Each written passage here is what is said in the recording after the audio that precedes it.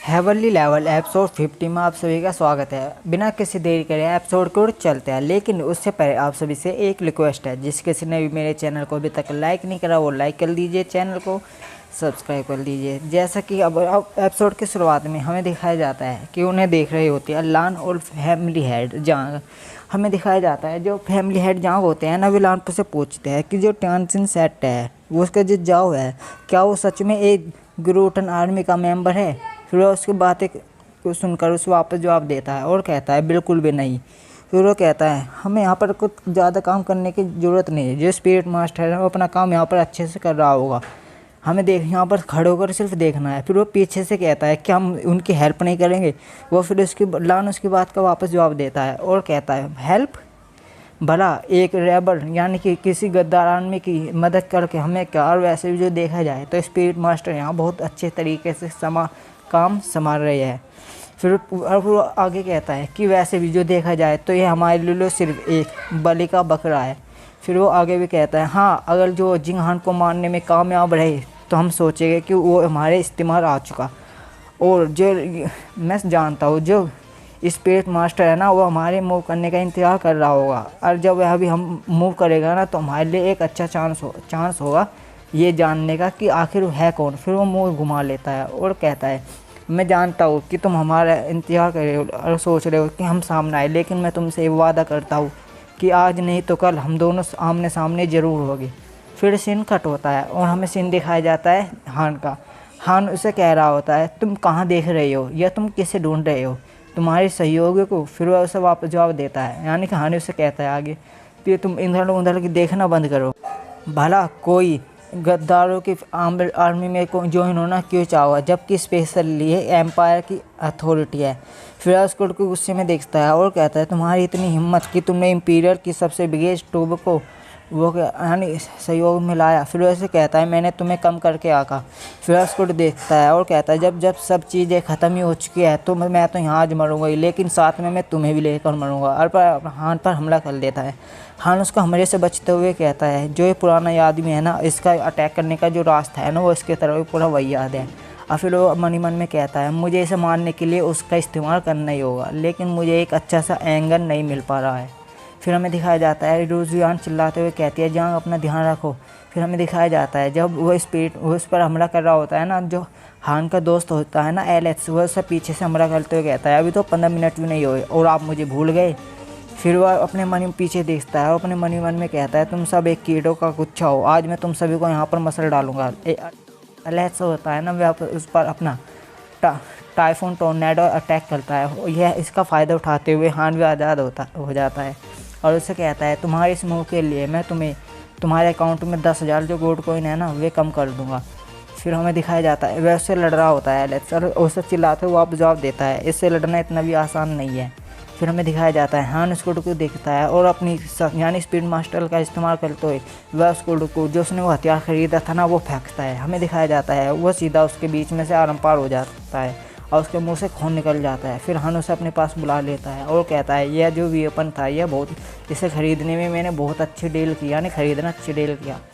फिर हमें दिखाया जाता है यह देख लान की फट चुकी होती है। लान कहता है स्पिरिट मास्टर जिंगहान एक स्पिरिट मास्टर है। यह सुनो जो फैमिली हेड होते हैं ना वे भी थोड़ी सी बातें बनाने लग जाते हैं। वो कहते हैं भला स्पिरिट मास्टर कैसे, वो तो सिर्फ यहाँ ये नहीं कह पाते हैं, लेकिन लान उनके मुँह पर लपाटा मारता है और कहता है बेवकूफ़ कहीं ये भले ही कैसे अजीब बात है, तुम पाउजाओ सिटी में इतने लंबे समय से रह रहे हो लेकिन तुम्हें आज तक उन्हें नहीं पता कि जिंगान एक स्पिरिट मास्टर है। वह उसके सामने झुक जाता है और कहता है प्लीज़ मुझे माफ़ कर दीजिए, मैंने बहुत दिनों से एक प्रिपरेशन किया है, प्लीज़ मुझे एक चांस बोल दीजिए। वह उसे वापस जवाब देता है, कहता है तुम्हारा लास्ट चांस होगा। फैमिली हेड उसका शुक्रिया मनाते हैं। फिर सीन कट होता है। हमें दिखाया जाता है एलेक्स उसके जो कंधे पे हल्का सा हाथ मारता है और कहता है तुमने तो एक सीक्रेट ट्रिक वो यानी छुपा रखी थी, मैं तो इससे डर गया था। हान उसे वापस जवाब देता है तुम थोड़ी विनम्र नहीं रह सकते, अगर तुम ऐसा करते हो ना और मुझे चोट पहुँचाते हो तो मैं तुम्हारे जो उस पर है ना ब्याज लगाना शुरू कर दूँगा। फिर वो उसे कहता है अगर जो मैं उसे पीछे से अपनी अट्रैक्ट ना करता ना तो तुम्हारे लिए उसे मारना इतना ज़्यादा आसान भी नहीं होता। हमें दिखाया जाता है वह रोजियान होती है ना, वो हस्बैंड चिल्लाते हुए आती है। यह एलेक्स का मुंह बन जाता है और कहता है यह जिंगान कितना ज़्यादा लक्की है, इसकी एक और खूबसूरत बीवी यानी कि खूबसूरत बीवी है।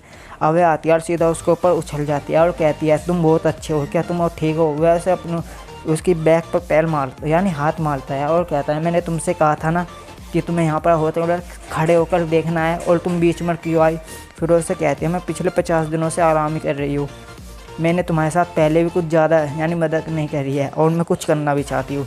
फिर हान उससे अपने ओर खींच लेता है और कहता है जैसा कि मैंने तुमसे पहले ही कहा था, अगर तुम अपनी आइस पावर का इस्तेमाल करती हो तो तुम्हें मैं सज़ा दूंगा। और सज़ा ये होगी कि तुम मेरे साथ बच्चे बनाने के लिए हर रात, वह इतना ही कह पाता है, रोजाना से बीच में शर्माते हुए टोक देती है और कहती है यहाँ मत कहो यानी खुला मत कहो। हान यह सुन बिल्कुल खुश हो जाता है और कहता है रोजुयान सबसे अलग है। फिर हान अपनी मन में सोचता है और कहता है जब ये घटना पूरी तरह ख़त्म हो जाएगी और यह पूरी कवर अपनी यानी पूरी रिकवर हो जाएंगे तो उसके बाद तो मेरे दही प्लस बल्ले यानी दही बल्ले हो जाएंगे। फिर उन सभी सैनिकों से कहता है इस जगह को पूरी तरह साफ कर दो, हमारे पास ज़्यादा टाइम नहीं है।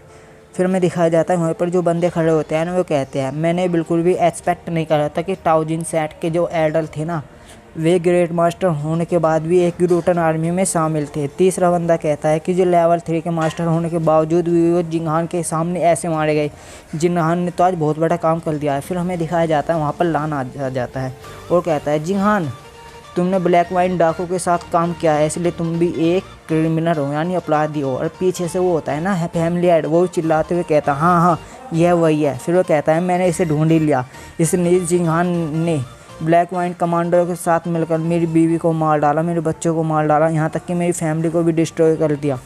फिर वो आगे भी कहता है ये सिटी में है और बहुत दिनों से रिकवर कर रहा है, इसलिए मुझे आपसे उम्मीद है कि इसे आप पकड़ लीजिए यानी सजा दीजिए। फिर वह भी आगे आता है और कहता है क्या ये सही कह रहा है।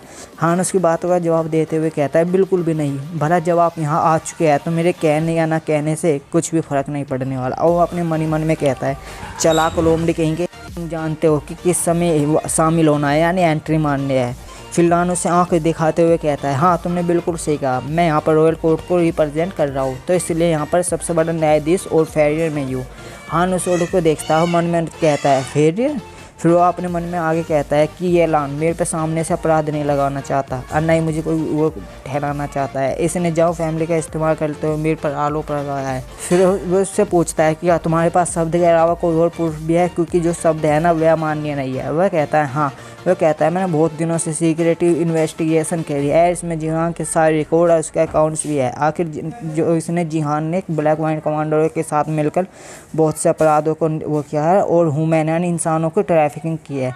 फिर आसपास के जो बंदे होते हैं ना वे चिल्लाने लगते हैं और कहते हैं क्या इस खूबसूरत चेहरे के पीछे इतना गंदा चेहरा। दूसरा आदमी कहता है इसने ब्लैक वाइन डाकों के साथ काम किया है, उसका आज सिटी रोड मैनर में आखिरी दिन होना चाहिए। तीसरा बंदा कहता है आज इसका रंग सामने आ गया। फिर सामने रुजुयान आ जाती है और कहती है तुम सिर्फ बदनामी फैलाने की कोशिश कर रही हो, जो भी रिकॉर्ड है ना ये पूरी तरह से फेक है। फिर वह उसको यानी कहता है जो फैमिली हेड होता है वो कहता है मैं जानता था कि तुम ऐसा ही कहोगे। फिर वो कहता है मैंने बहुत पहले से सारा रिकॉर्ड वह कर लिया है प्रिपेयर, अगर तुम इसे देखना भी चाहती हो तो तुम सिटी यानी हाल ही में कमाई हुई सिटी रोड मैनर की कमाई को मिला लो और मेरे बुत्ता रेखों सबूतों को मिला लो, सच्चाई सामने आ जाएगी। फिर अपने मन में कहता है इन्हें आइस ट्यूब मिला था इसलिए मेरे पास ये अच्छा समय है इनकी यानी आइस ट्यूब की खबर को बाहर लाना। फिर हमें दिखाया जाता है दो बंदे पीछे होते हैं और वे आपस में कह रहे होते हैं तुम्हें पता है सिटी रोड है ना बहुत बड़े कंजूस है और उन्होंने हाल ही में सोल्जर्स को ट्रेनिंग करने के लिए बहुत बड़ा पैसा खर्च किया है। दूसरा बंदा कहता है आखिर ये दूसरा पैसा आया कहाँ से। यही सुना आपस में बंदे चिल्लाने लगते हैं। एक बंदा चिल्लाते हुए कहता है यह सारा पैसा गंदगी से आया है। फिर वहीं पे सारे बंदे होते हैं ना चिल्लाने लगते हैं और कहते हैं सिटी रोड मैनर का जो अकाउंट है ना उन्हें चेक किया जाए।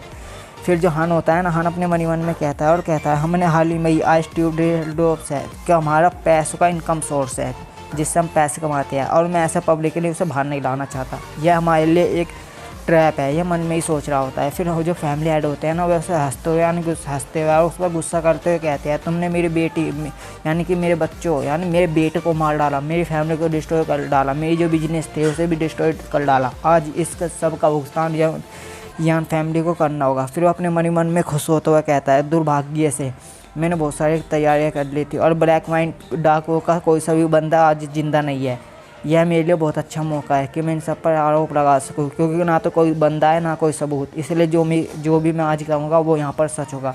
फिर सामने वो आता है लान और उसको बड़े गुस्से में कहता है जैसा कि इम्पीरियर के नियमों के हिसाब से धारा नंबर सिस्टर की बहन पटाओ के हिसाब से तुमने ह्यूमन ट्रैफिकिंग की है, तुमने मासूमों को चोट पहुँचाया है, तुमने बहुत सारे अपराध किए हैं जो कि इन डाकुओं के साथ मिलकर किए हैं।